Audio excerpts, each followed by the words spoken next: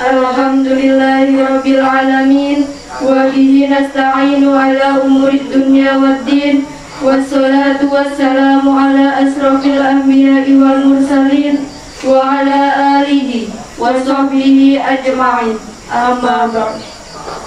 Puji syukur atas kehadirat Allah Subhanahu wa taala karena rahmat, taufik dan hidayahnya sehingga kita masih diberikan kesehatan dan dapat menghadiri acara pada pagi hari ini. Tak lupa salawat serta salam kita haturkan kepada junjungan besar Nabi kita Muhammad SAW. Semoga kita mendapatkan syafaatnya di yaumil akhir nanti. Kepada kepala sekolah yang kami hormati, kepada bapak ibu guru yang kami hormati, kepada teman-teman yang kami sayangi. Di sini kami sebagai pembawa acara, perkenankan kami membacakan susunan acara pada pagi hari ini.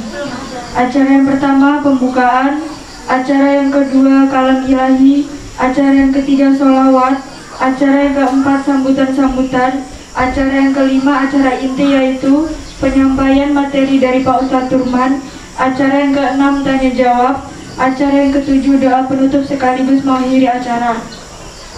Untuk mempersingkat waktu, marilah kita buka acara pada pagi hari ini dengan bacaan basmalah. Terima kasih. Acara yang selanjutnya adalah pembacaan kalam ilahi yang akan dibawakan oleh Aneda Didit Arditian Saputra. Waktu dan tempat kami persilahkan. A'udzu billahi minasy syaithanir rajim.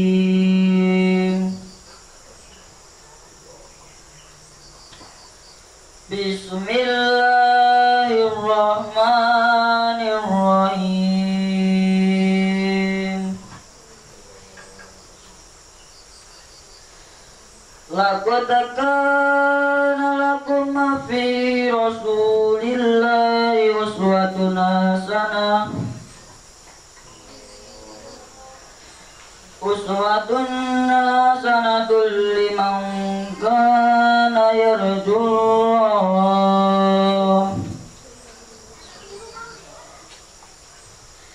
Liman kana yarjullah wal yawmal akhir wa dzakarallaha katsira.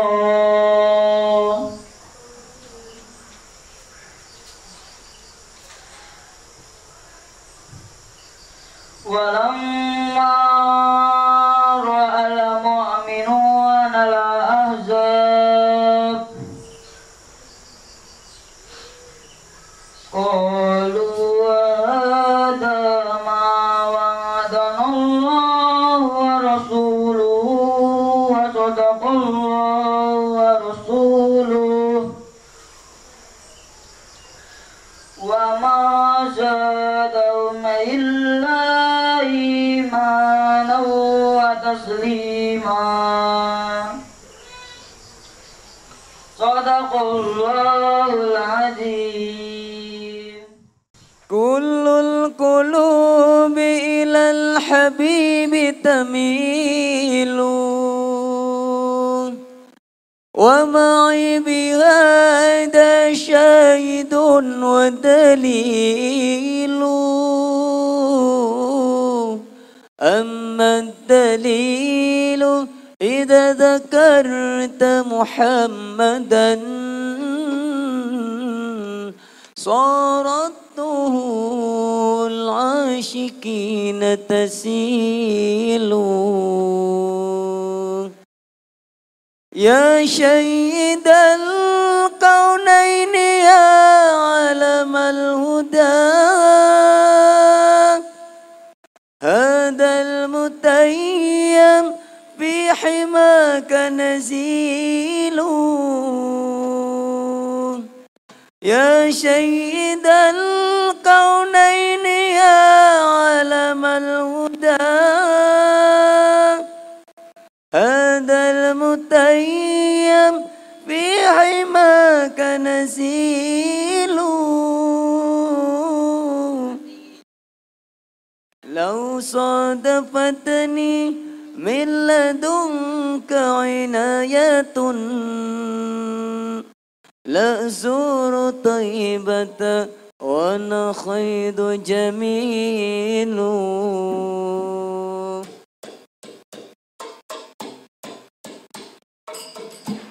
كل القلوب إلى الحبيب تميل ومعي بهذا شاهد ودليل أما الدليل إذا ذكرت محمدا صارته العاشقين تسيل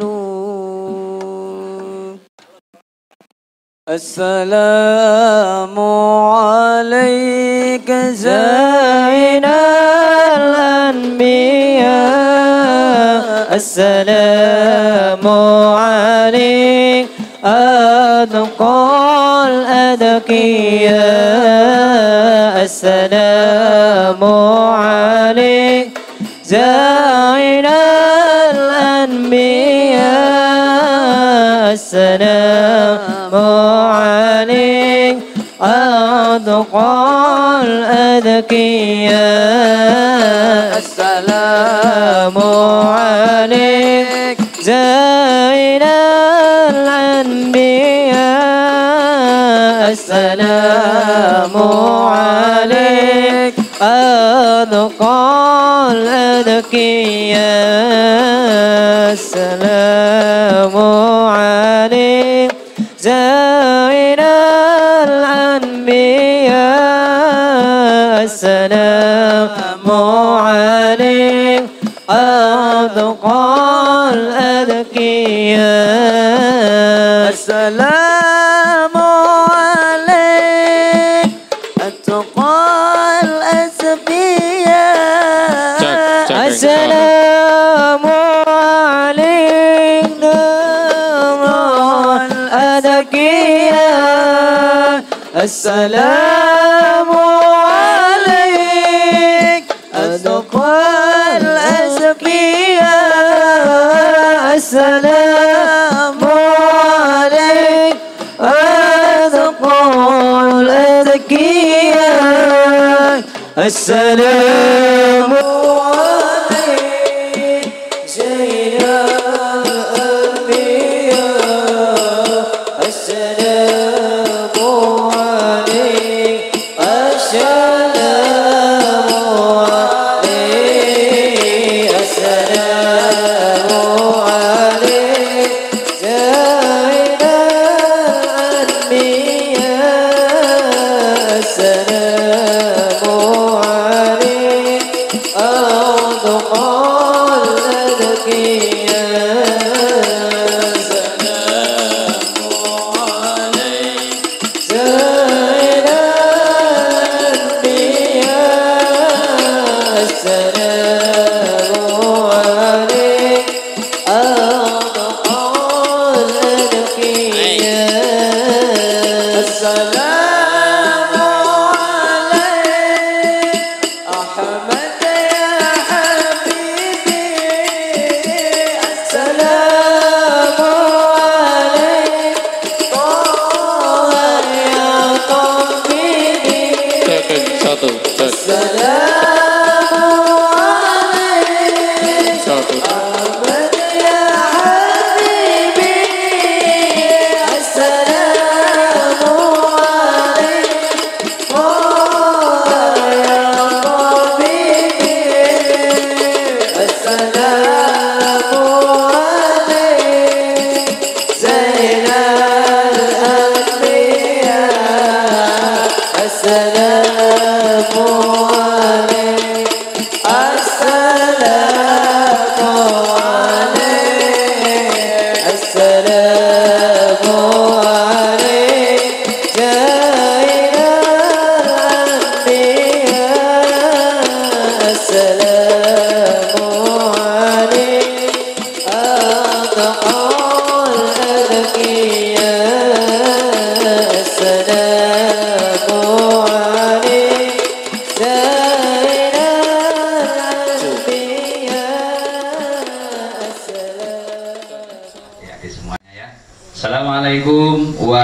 warahmatullahi wabarakatuh. Waalaikumsalam warahmatullahi wabarakatuh. Nah, gitu kan enak kan. Jadi pikiran kita masih belum ada apa-apa di sini, sudah sarapan tadi kan? Alhamdulillah. Ya. Jadi itu karena sholawat membaca salam adalah wajib. Allah itu witrun, Allah itu suka yang ganjil. Tadi sudah 2 kali, biar ganjil 3 kali. Assalamualaikum warahmatullahi wabarakatuh. Waalaikumsalam warahmatullahi wabarakatuh. Bismillah, alhamdulillah. Salatu wassalamu ala rasulillah Sayyidina wa maulana Muhammadin ibni Abdillah wa ala alihi wa ashabihi wa man tabi'ahum bi ihsanin ila yaumidin. Qala Allahu ta'ala laqad kana lakum fi rasulillahi uswatun hasanah al-ayat. Wa qala nabiyyu sallallahu alaihi wasallam man adoma maulidi kuntu safingan lahu yaumal qiyamah al jannatu wa na'imuha sa'atu lima yusalli wa yusallimu wa yubariku alaih. Amma ba'du. Hadratal mukarramin wal muhtaramin, para alim, para ulama, para tokoh-tokoh agama yang selalu dimuliakan oleh Allah Subhanahu wa taala. Babil khos kepada Ibu Kepala Sekolah IK SMP IK Cipta Tangar yang kami hormati, Bapak Ibu guru, pendidik semua juga yang kami hormati, siswa-siswi semuanya yang hadir di siang hari ini, pagi hari ini yang kami cintai. Jadi kita sudah dari awal niat untuk memperingati Maulid Nabi Muhammad Sallallahu Alaihi Wasallam. Dari awal buat niat, insya Allah kalau kita niatnya betul, tashihun niatnya sudah benar, insya Allah Allah akan berikan keberkahan. Amin. Ya. Semangat terus adik-adikku semuanya. Kita memperingati, kalau kita memperingati, mengingat-ingat terus bagaimana diri Rasulullah dari sebelum dilahirkan, sesudah dilahirkan, sesudah besar, kemudian dewasa, sampai meninggalnya beliau. Kita harus mengingat terus, karena itu adalah Nabi kita Muhammad SAW yang kita banggakan, yang kita idamkan, yang kita harap-harapkan. Karena dalam kehidupan kita ini kita harus mencontoh Rasulullah. Tadi dikatakan oleh adik kita itu, laqad kana lakum fi rasulillahi uswatun hasanah. Sesungguhnya pada diri Rasul itu ada contoh-contoh yang baik untuk mencapai kebahagiaan dunia dan akhirat. Nah, itu. Jadi adik-adikku semuanya, sampean kan posisi belajar. Bagaimana cara belajar Rasulullah itu nanti kita insya Allah akan saya terangkan. Cara belajar yang baik biar jadi anak yang berbakti, biar jadi anak yang soleh, biar mendapat cita-cita yang benar. Bagaimana? Insya Allah nanti kan di sini kita berusaha menjadi generasi milenial yang meneladani akhlakul karimah Nabi Shallallahu Alaihi Wasallam. Karena apa? Rasul memang begitu diutus oleh Allah. Innama bu'istu li utamima makarimal akhlak. Rasulullah itu diutus oleh Allah memang untuk membenahi akhlak-akhlak yang kurang baik. Bahkan Allah menyatakan Rasulullah itu fa innaka la'ala khuluqin adim. Rasulullah itu adalah sebaik-baik budi pekertinya Rasulullah itu. Kanjeng Nabi. Itu jadi ya. Baik. Kita mulai bahas, karena kita memperingati Rasulullah, ya kita harus biar tahu siapa sih Nabi kita, siapa sih ayahnya, siapa sih ibunya.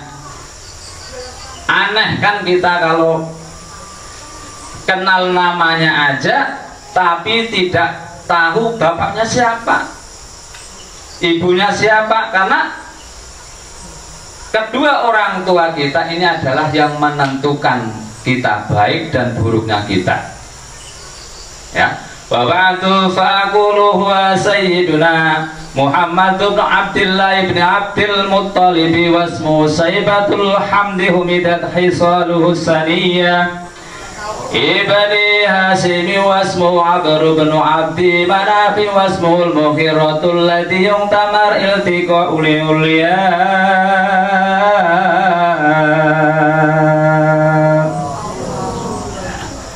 Abu Ja'far Al-Barzanji dalam kitab Al-Barzinya yang sangat masyhur mengatakan ya bahwa Rasulullah itu adalah putra dari Sayyid Abdullah. Kemudian kakeknya Abdul Muttalib, Saybatul Hamdi.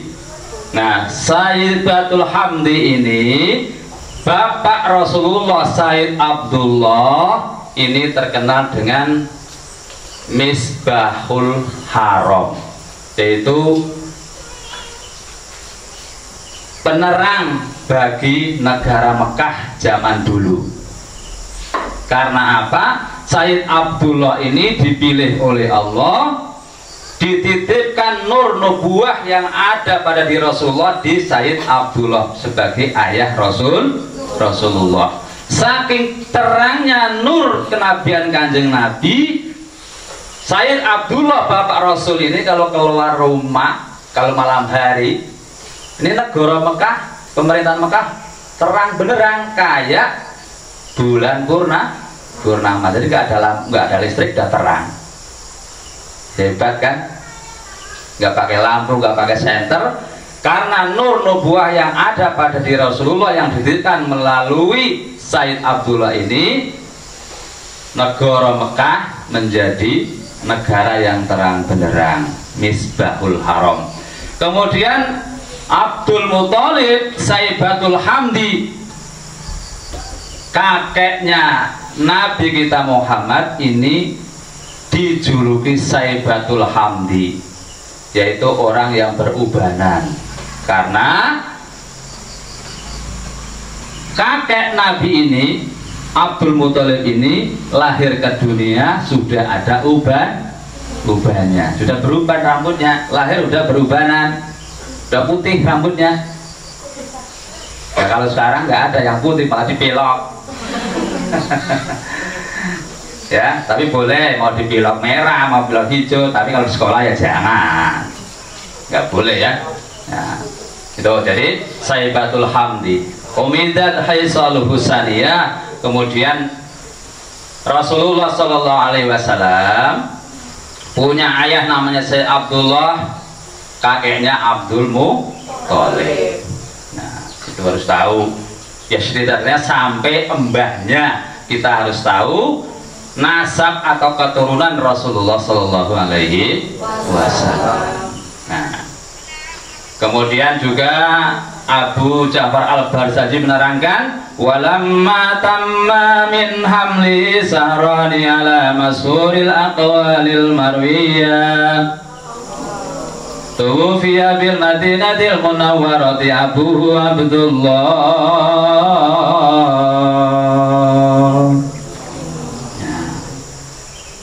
Gusti Rasul Sallallahu Alaihi Wasallam setelah dilahirkan, ya, sebelum dilahirkan oleh Siti Aminah, berusia 2 bulan dalam kandungan, ayahnya meninggal. Jadi sudah jadi anak ya yatim.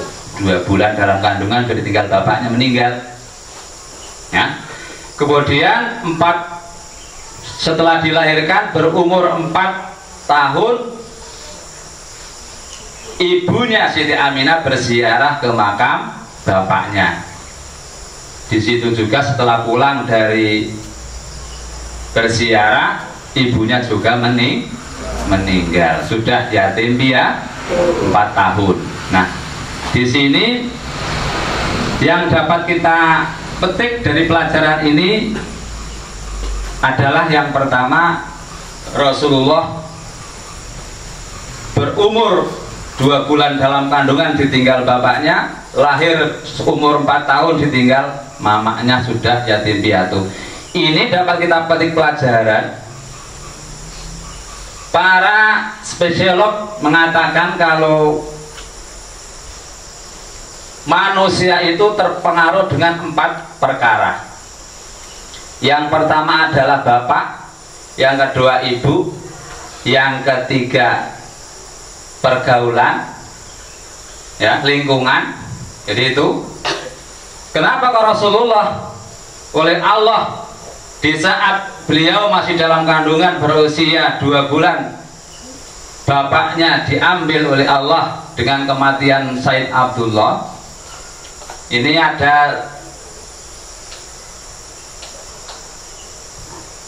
ada beberapa ulama yang mengatakan bahwa Rasulullah itu belum bisa mengenyam bahagianya dengan bapaknya.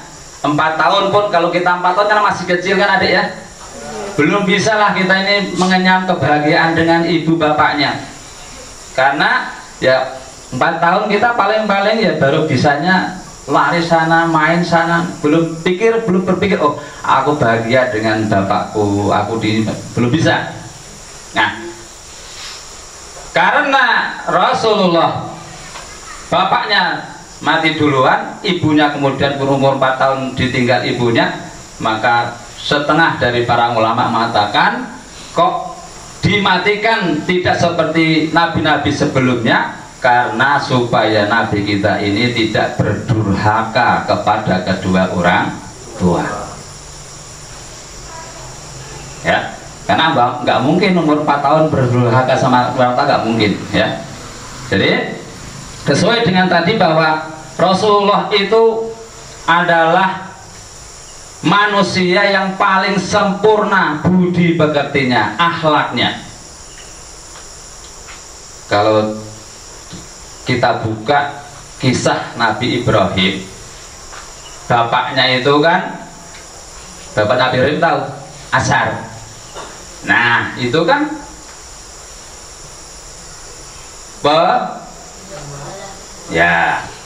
pembikin berhala. Nah, di saat Azhar ini membuat berhala, Nabi Ibrahim tanya, bapak kok ini kamu bikin gini, sekarang mau sembah ini.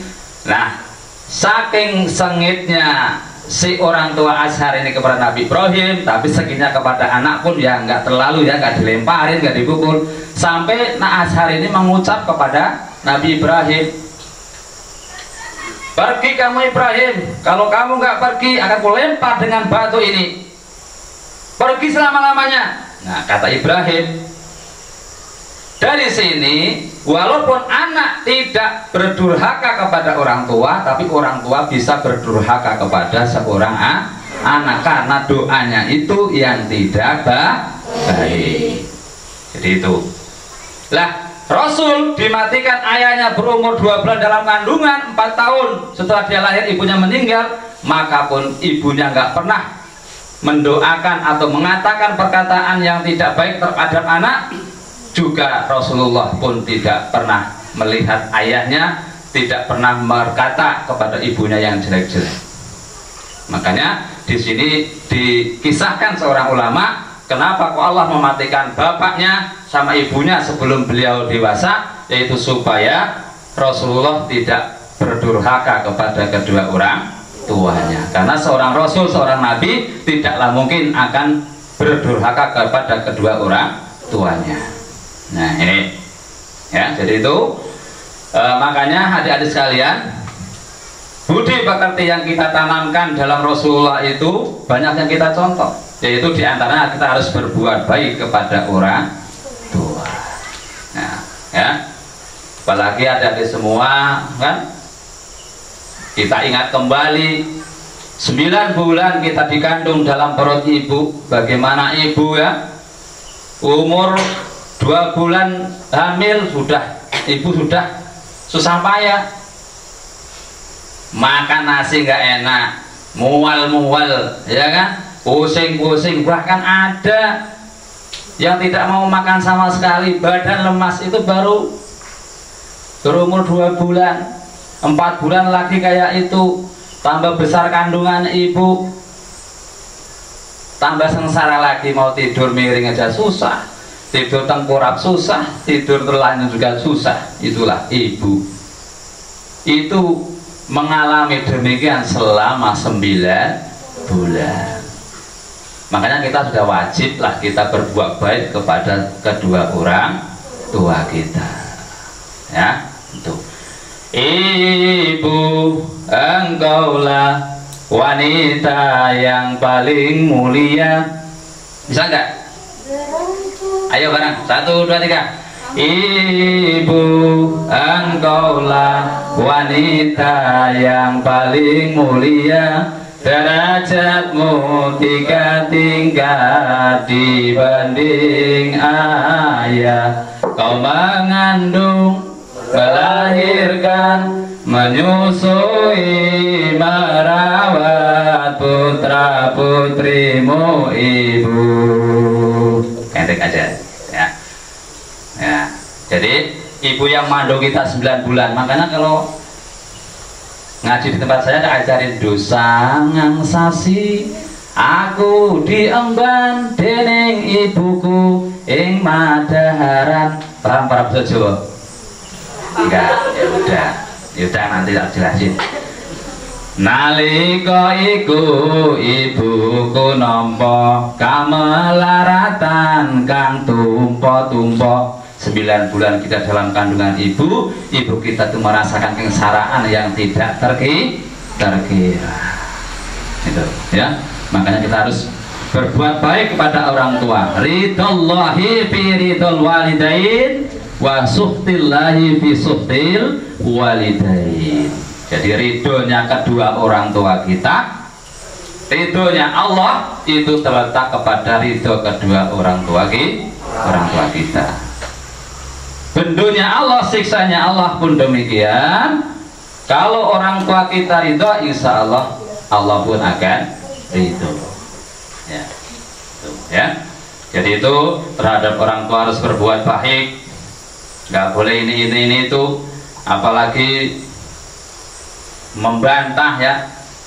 Kalau diperintah sama bapak ibu, nggak boleh membantah. Engkah engko, nanti. Ya, laksanakan dulu apa perintah ibu, yang lain nomor 2 kan. Itu sampean aja tiap hari dikasih duit 10.000 gak pernah telat kok. Kalau diperintah jak nanti nganggo jak itu kan? Orang deh jangan sampai ya. Apalagi yang perintah ibu guru. Nah, kalau orang tua yang merawat jasad kita, tapi kalau ibu guru yang merawat ruh kita. Ya.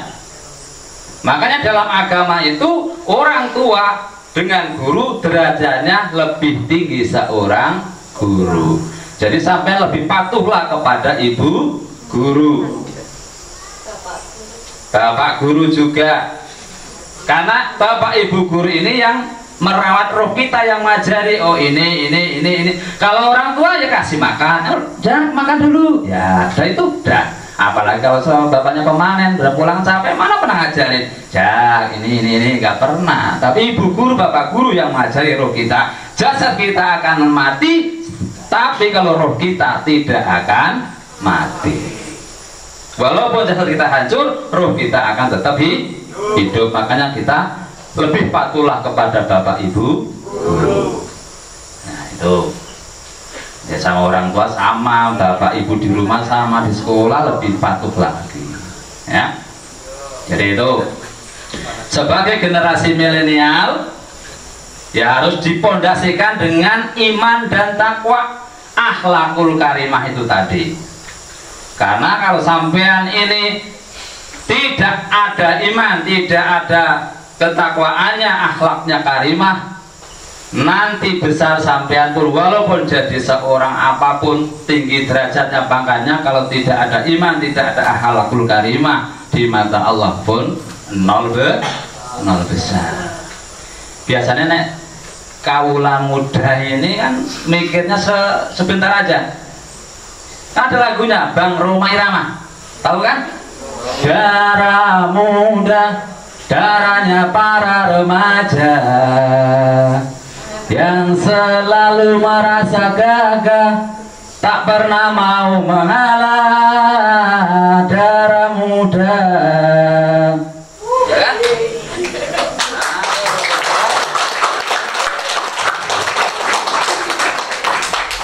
Jadi itu darah muda, sampai ini masih muda-muda semua. Nah, darahnya masih bagus, masih jernih, belum tercampur, terkontaminasi dengan yang lain. Pikiran kita masih untuk belajar. Itulah ya, jadi itu. Makanya harus isilah di kala masa-masa muda ini dengan banyak-banyak belajar, mengaji. Ini kalau udah SMP, saya punya didik sudah berapa tahun di sini, anak-anak ngajari. Kalau udah SMP nggak mau ngaji lagi. Waduh, ini ya syukurlah, saya nama tambah enak. Itu Zaki udah nggak pernah ngaji lagi SMP kan? Ya udah males. Ya saya bersyukur malah nggak tambah beban. Tapi ya prihatin juga. Aduh, ini baru SMP udah nggak mau lagi ngaji. Aduh, gimana? Ya syukur-syukurlah nggak ngaji di tempat Pak Turman, ya di tempat lain nggak apa-apa. Karena dimanapun kita mengaji, dimanapun ada ilmu, silakan untuk mengaji. Ya, kembali, darah muda adalah darahnya para remaja, ya, yang harus kita isi di masa-masa muda ini dengan belajar. Semangat terus belajar. Biasanya para remaja berpikirnya sekali saja tanpa menghiraukan akibatnya. Nah, ini lagunya Bang Roma Irama, kakek buyut kita Roma Irama ini kalau kita kaji, aduh, banyak banget manfaatnya, ya. Pelajaran-pelajaran yang kita ambil banyak banget.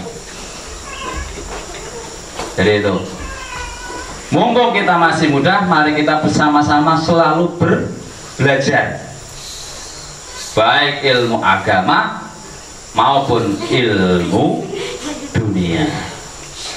Kalau kita seimbang ilmu agama, ilmu dunia, kebahagiaan akan mendapatkan pada diri kita. Yarfa'illahul ladzina amanu minkum walladzina utul ilma darajah. Ya, Allah bakal mengangkat orang-orang yang beriman dan orang-orang yang berilmu. Jadi yang beriman, yang berilmu. Jangan sampai berilmu aja tapi tidak beriman. Contohnya udah banyak, ya, koruptor.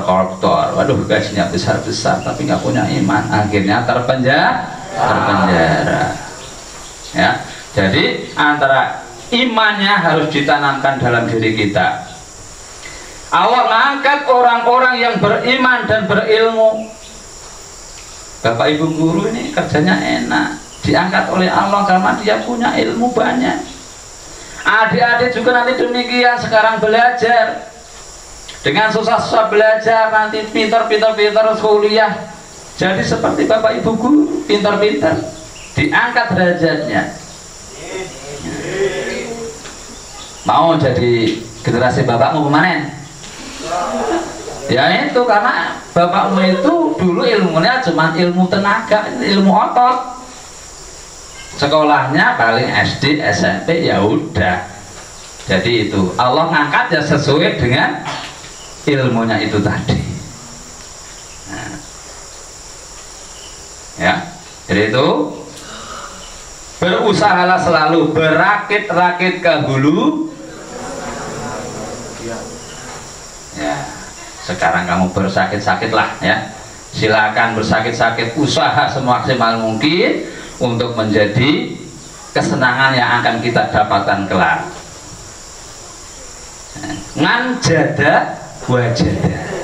Barang siapa yang bersungguh-sungguh, insya Allah akan memetik hasilnya. Itu sudah hadis Rasul. Nggak adalah kamu sekolah nggak mau belajar. Kira-kira gimana? Pintar nggak? Ya pinter ngapusi ya. Ya, jadi itu. Nah nanti setelah kita sudah manjada wajada, setelah kita sudah berusaha belajar ini itu dipelajari, sampailah kita nanti yarfa'illahul ladzina amanu minkum wal ladzina utul ilma darajat. Insyaallah nanti setelah kita besar nanti sudah dewasa nanti, nah kita baru merasakan. Pak Turman dulu juga kayak ini nggak sekolah, baru sekarang merasakan. Ya Allah, kenapa saya? Padahal dulu adik-adik semua, Pak Turman ini ceritanya tinggi loh, ingin jadi bapak ibu guru juga. Tapi karena kondisi ekonomi orang tua Pak Turman nggak jadi sekolah, akhirnya masuk ke pesantren. Tapi alhamdulillah, ya walaupun tidak di sekolahan umum, tapi Pak Turman ke pesantren, tetap mengail ilmu. Itu, ya.